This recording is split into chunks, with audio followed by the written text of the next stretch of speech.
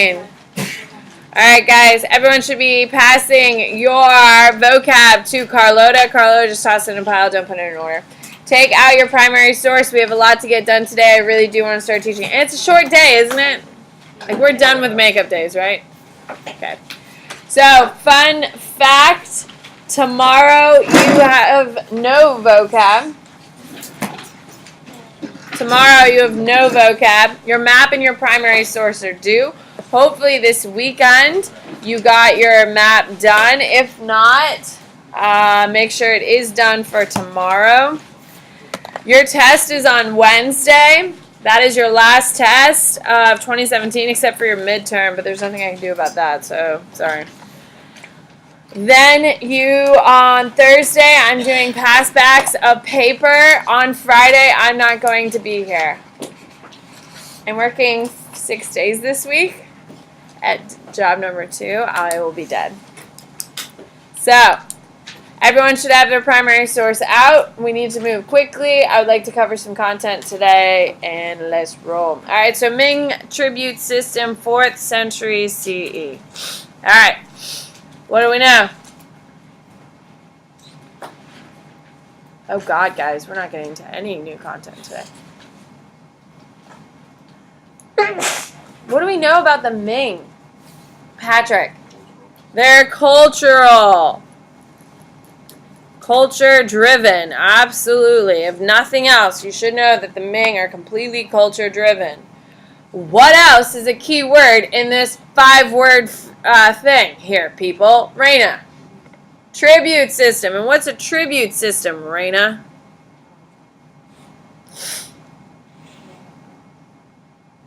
You're breaking my heart right now, my love. What? No, it's not land distribution. What is it? What do you got, Payne? Subject people pay something to Money is given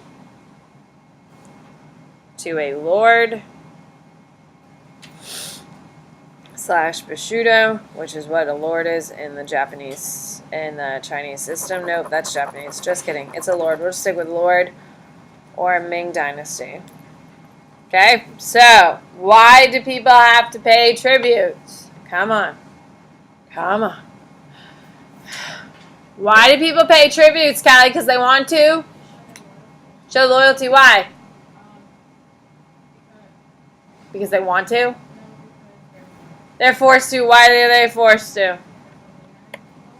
There you go. They're forced. It is forced payment. But show loyalty. Okay. Alright, so let's look at the picture. What do we see? Greta. Well, there's like kind of like top right-ish and someone playing a musical instrument. Men, women.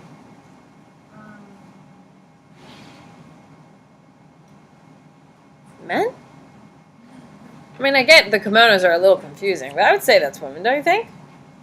What do we think, men or women? I think women. Okay, women playing instruments. Okay, what do you think is going on in this scene here? Hello? It's a Ming tribute system. What do you think is happening here? What do you got, Jamal? I think the guy on the bottom. This dude?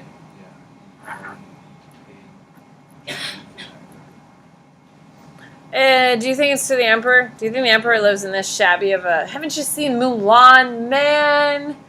He lives in this massive thing, not this. Come on. Come on. And he lives in Beijing, the Forbidden City.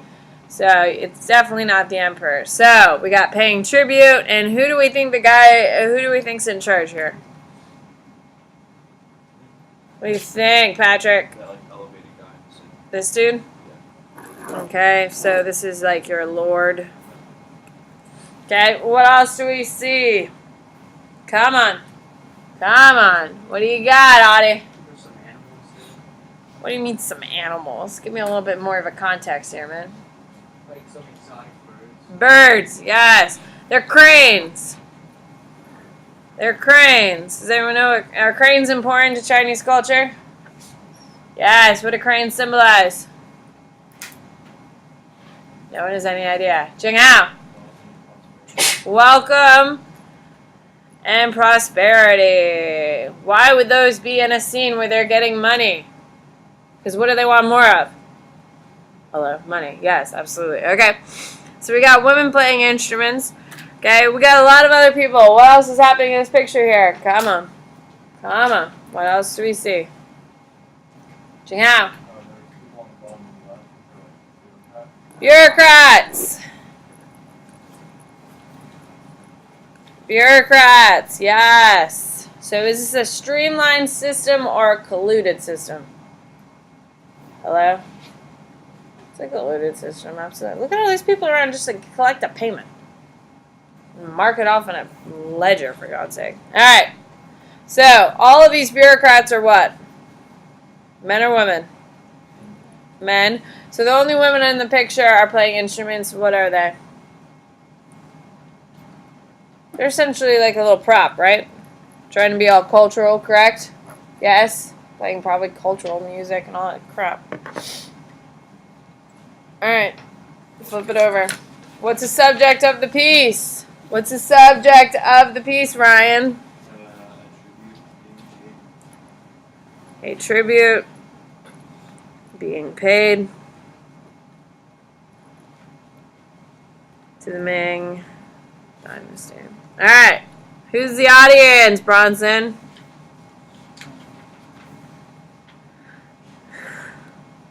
Who would pay for a painting like this? Who would want a painting like this hanging? Would you, like, when you get older, like, do you think your parents want a photo of them paying their taxes? Like, hey, take a photo of me as I put this into the mailbox. Whew, what a moment. Who would pay for something like this? Oh my God. Who would pay for this? Ryan. Lords would pay for this?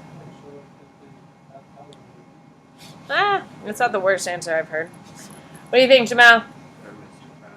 Lords, I would say government, right? In their government buildings, don't you think this would be a pretty... They have culture, they got the ladies singing. Maybe they dance a little bit, you know what I mean? Swaying to the music, you never know. Okay, we got cranes in the picture. We got birds. We got men in fancy outfits. I mean, what a scene. All right, what's the purpose of the piece, Anisha?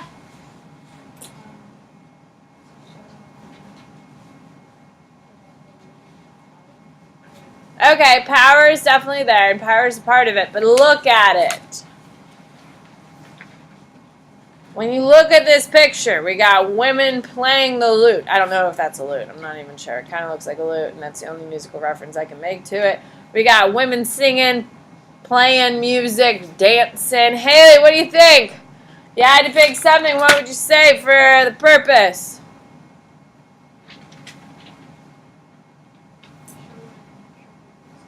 Huh? I can't hear you.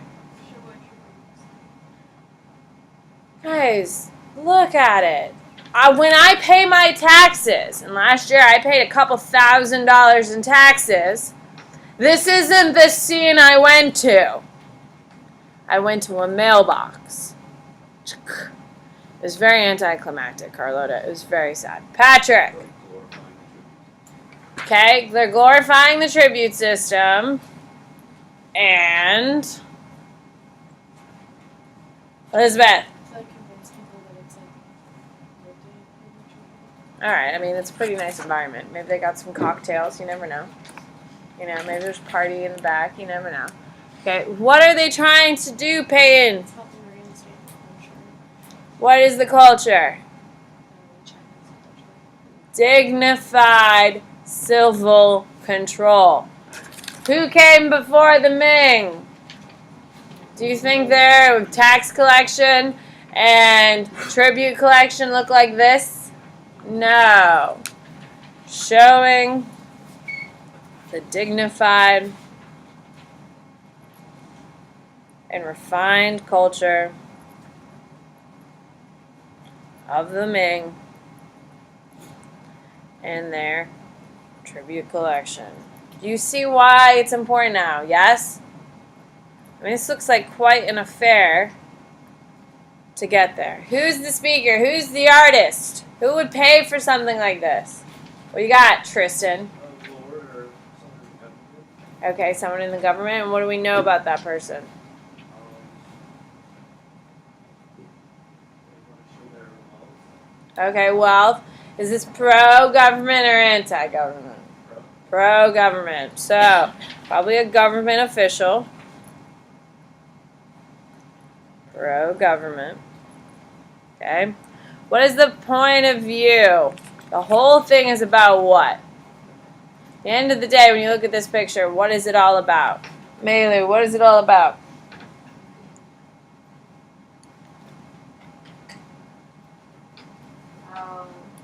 The tax or the tribute system is a big deal to them. Okay. Tribute system's a big deal. Guys, what is the Ming known for? Hello? Chinese culture back. So, Daniel, what is the point of the piece? Show how awesome the tribute system is. No. Alex! Show how the culture is intertwined with it. Point of view to show that Ming culture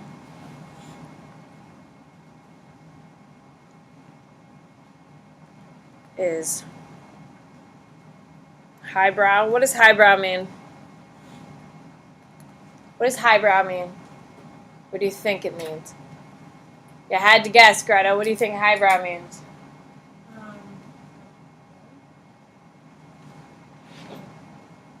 I am more highbrow than you because I own 7 Louis Vuitton bags. Raina. More important. Absolutely more refined. I have more refined taste than you. So, to show that Ming culture is highbrow and is incredibly influential. And civilized. Doesn't this look very civilized? I mean, they have a lute. I don't know if it's a lute, but it looks like a lute. Alright, here we go. So, Chu Yan Chang, the Manifesto of Accession as First Ming Emperor, 1372, sent to the Byzantine Emperor. What do we know, Walker?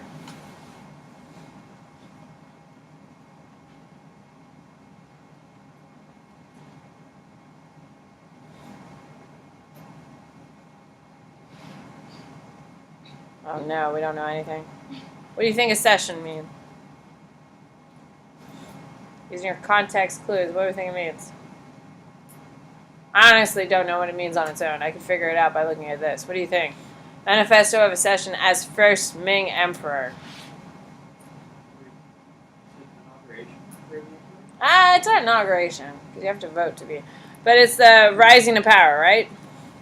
Yes? Would you agree? Makes sense? Context clues? Alright, so the rising of power of the first Ming Emperor. Okay, so who's the first Ming Emperor? Callie. Hong Wu. Okay, so who's this Chu Yan Chang dude? Who is he? Oh my god. Abby! Yeah, he's just the author. He's the author. So he's probably in politics somehow, but he's not. Yes. Is that his official name? Yeah. Oh, okay. Oh, perfect. They're the same.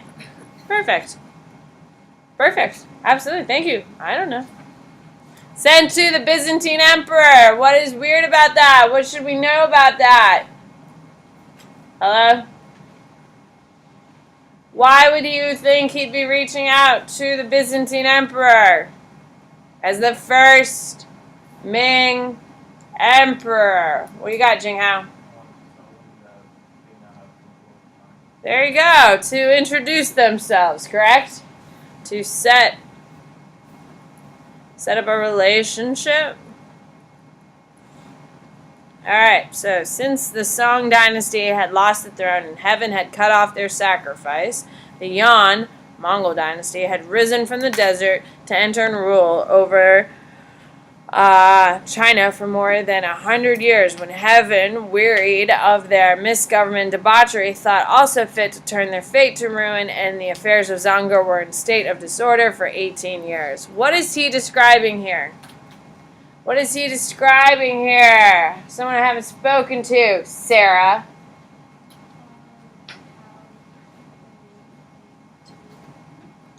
What do we call it? What do we call it? Heaven. Keeps mentioning heaven. Mandate of heaven. What is the mandate of heaven? Sarah. By the gods, correct? So he's talking about the mandate of heaven. So who lost favor in the mandate of heaven? The Song and the Mongols. So now we're seeing that it's going to turn to them. But when the nation began to arouse itself, we, as a simple peasant of Hadwa, whatever, conceived the patriotic idea to save the people, and it pleased the Creator to grant that our civil and military officers effected their passage across eastward to the left side of the river. So, what is this telling us? That the God smiled on them, right? God's allowed them to rule. We have been engaged in a war for 14 years. We have in the west subdued the king of Han. Yep. We have in the east bound the king of Wu. Yep. We have in the south subdued Men Yu. Yep. And conquered Pa and Shu. We have in the north established the order of Yu and Wen. We have established peace in the empire and restored old boundaries of Zhonghu. What is he doing from here? What is he doing here? Zheng Hao.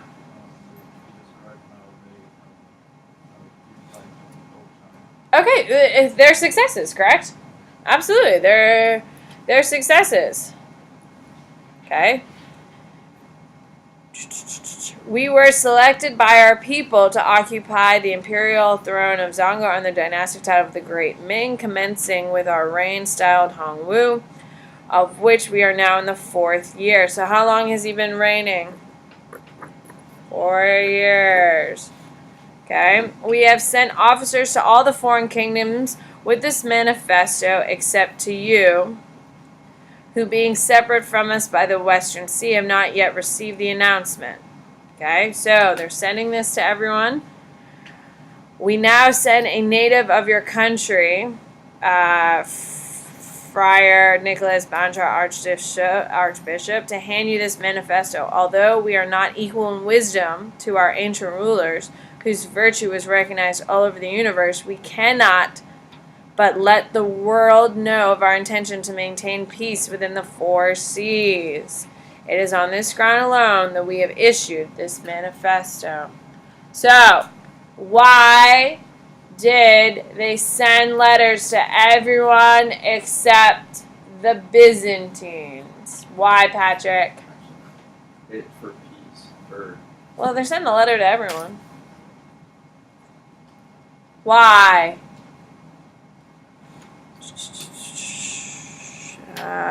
We have sent officers to all the foreign kingdoms of the manifesto except to you. Byzantium is separated from us from the West Sea, yet they send someone to deliver it for them, a citizen of their own. Why? Why, Zach?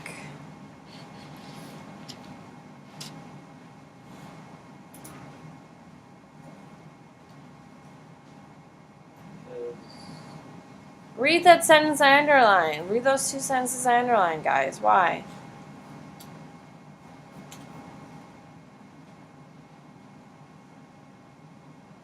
Hello? What do you got? Raina? What Western Sea is that?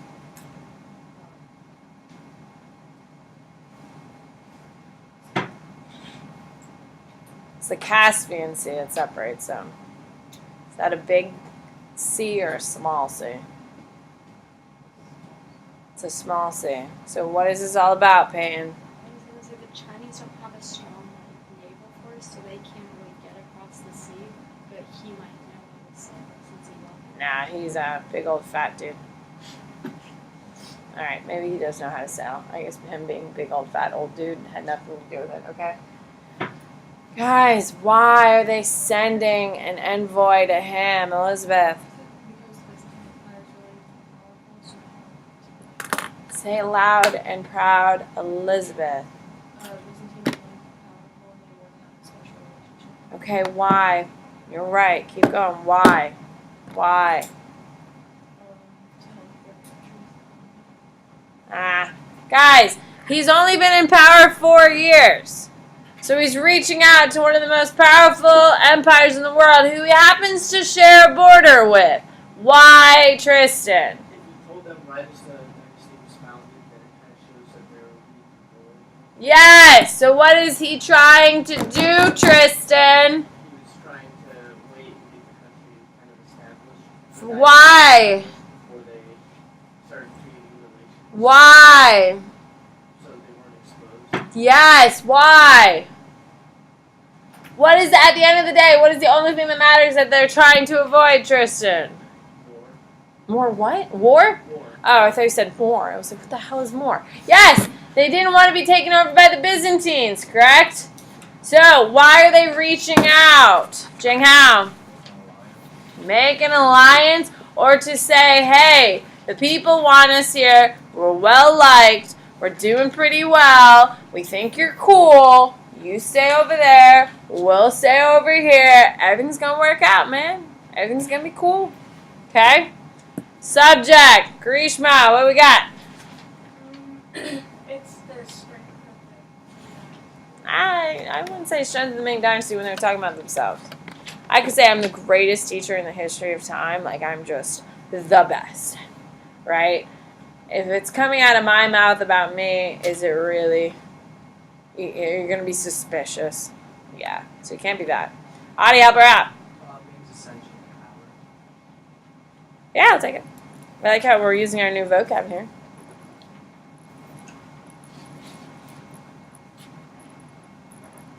Okay. Who's the audience? Who's the audience? Caroline. Could it be like the people in the Ming Dynasty? No. For the people they're trying to. Who is the audience, Caroline? Could it be Byzantine people? Byzantine The people? Byzantine people. It's not the Byzantine people, it's who? The ruler, the emperor. Yeah. What is the purpose of the peace, Melu? To form an alliance with them, with the Byzantines. No. It's not an alliance. What is it? Patrick? You say like set good relations with them. Yeah, it's to set up a boundary here, correct? Like, hey, we see you. We see you're a threat. We just want you to know things are good here. I'm in power. People like me.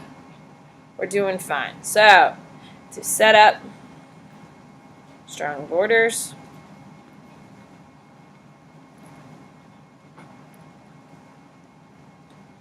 To limit the Byzantine threat. Who's the speaker? Who's the speaker? What do we got, Walker? What is the person writing it or the person who's writing it for? Don't worry. You don't worry. What do you want? Yeah, absolutely. Well, Jing Hao said it's the same dude. It might be. Like, so we're just going to go with Hong Wu. Because that's the name we know. Is that okay with you? So, we're going to Hong Wu. Okay? And why is he doing it? What's his motivation? He's the ruler of the Ming. Okay. Why is he writing it when he wrote it, Zach? To set up a good alliance with the It's not an alliance. They're not like, hey, let's do this. so that they have no quarrel. No. Daniel, To not be taken over by them. you can't just say it to not be taken over. Like, I would like to tell North Korea they can't come bomb us. I'll send them a letter. I mean, it's really not going to work, don't you think? Probably someone else has sent them a letter saying, Don't bomb us, please. If they haven't, I think we should probably write really nice postcards. Please don't bomb us. You know, we don't want this whole World War III thing happening, right? Right? We're all on the same page on that. So no. Raina, to make a good connection or to show strength. And why would Hongwu want to show strength? If they conquered the north, they conquered the south, they conquered the east, they conquered the west. Why would he want to tell everyone about that? Raina, I was waiting, sorry.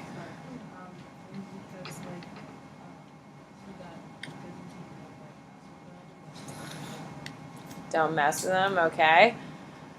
Munson, you tie it together in a nice pretty bow. You're not wrong, Raina. Just to protect themselves. Sort of. Okay, point of view.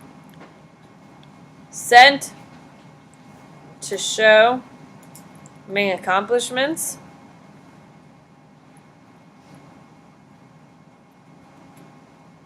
To ward off any signs of what? What are they trying to show? They're trying to show strength, so they're trying to show that they aren't what? Any war signs of weakness. Okay? What's the tone of the piece? What's the tone of the piece, Melu?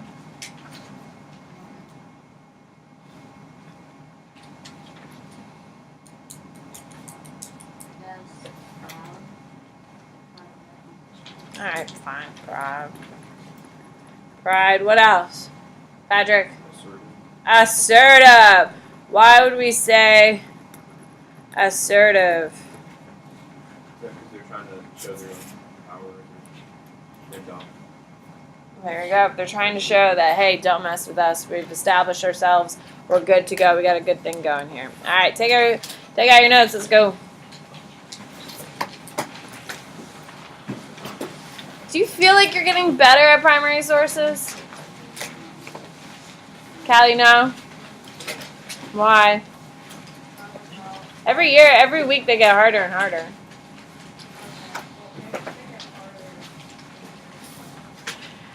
Primary sources historically usually get better by the end of the year. All of a sudden there's like a, oh my god, I got this kind of thing. Because you've seen them every week and stuff like that. Alright, here we go. Who can raise your hand and tell me where we left off? Gender relations, perfect. Okay, so we're going to go through a lot of things very, very quickly here. So gender relations are going to be a thing here in Ming, China. Obviously, is China a patriarchal society? Of course it is.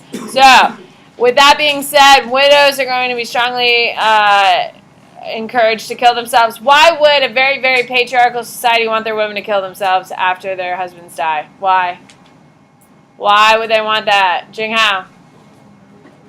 So they won't marry other people, and so it's a sign of complete devotion, correct? Who's more important, the life of a woman or the life of a man?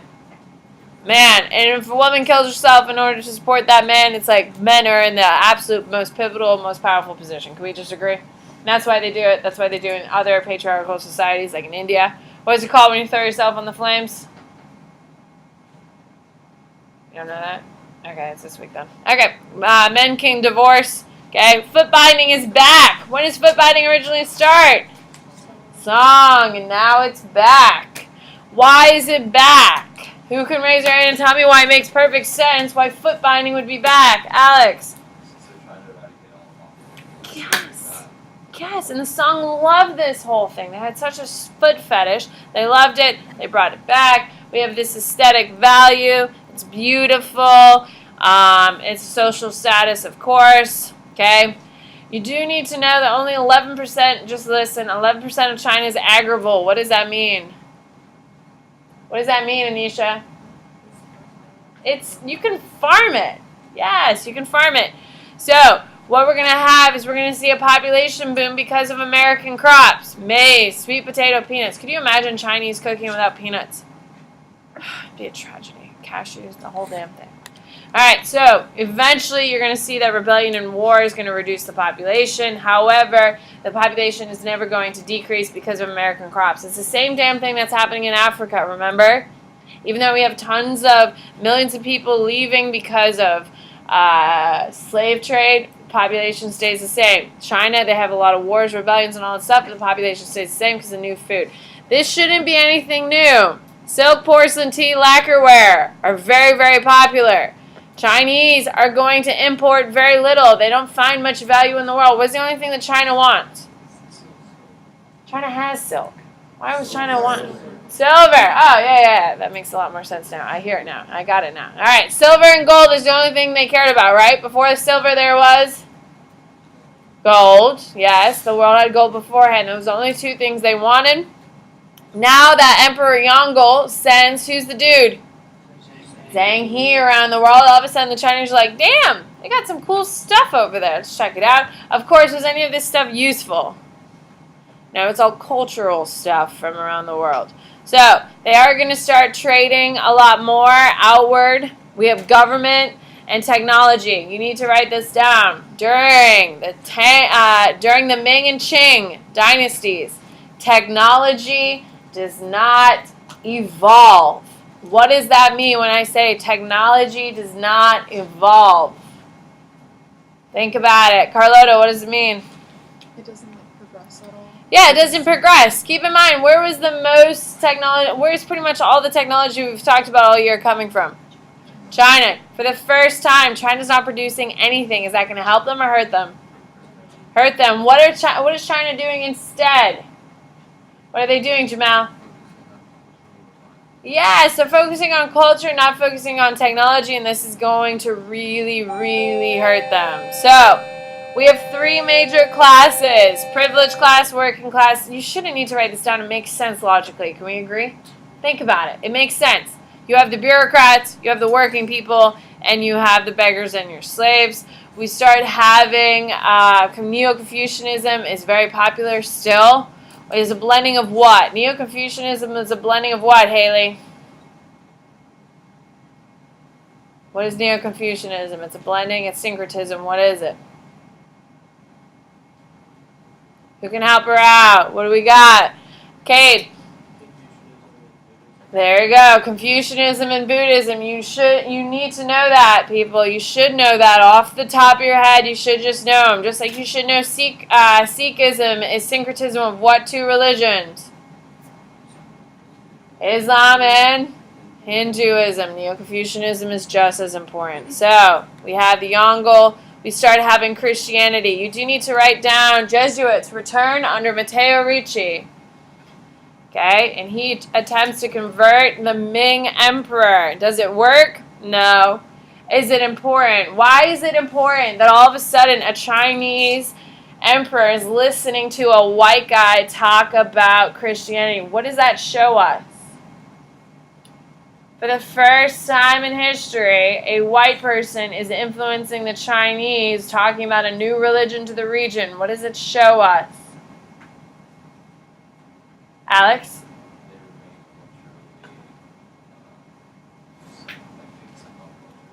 I wouldn't say all cultures.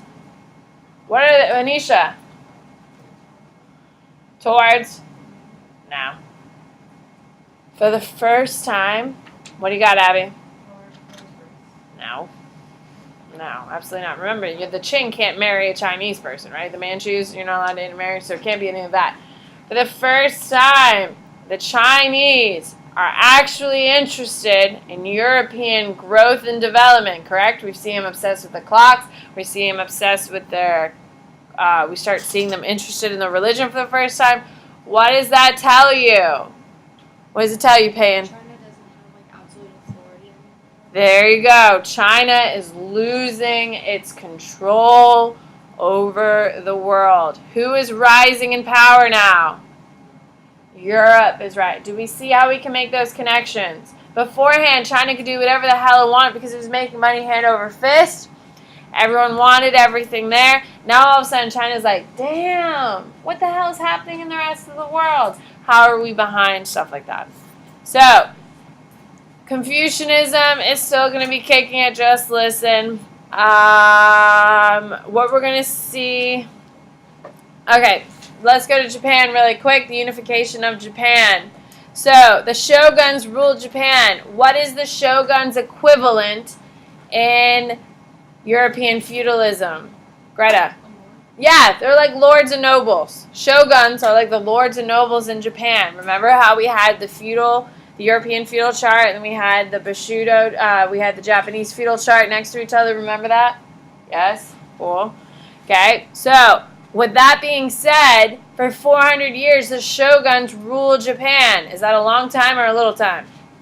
Long time. So, they control everything. They fight with each other all the damn time. Why would they fight with each other all the damn time? Hello? Why?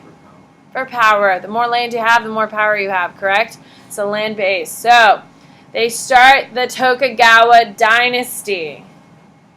So, Tokugawa establishes a military government. This is like a federal government coming in and taking over.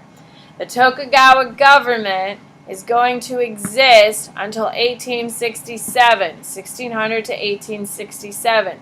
The fall of the Tokugawa government is a big deal when Admiral Matthew Perry forces his way into the port. Okay, it's a very big deal. It's going to start and it overseas. Okay, the daimyo are 260 lords. We've talked about it. Okay, the capital is Edo. Now is called Tokyo. Shogun requires alternate attendance. Okay, just listen. Okay, but you do need to write down, beginning in 1630, shoguns restrict foreign relations. What does that mean when they restrict foreign relations? It means what, Peyton? It's a closed country. It's a closed country, only the Dutch. Write down Dutch, only the Dutch. Bye, guys. Have a good day.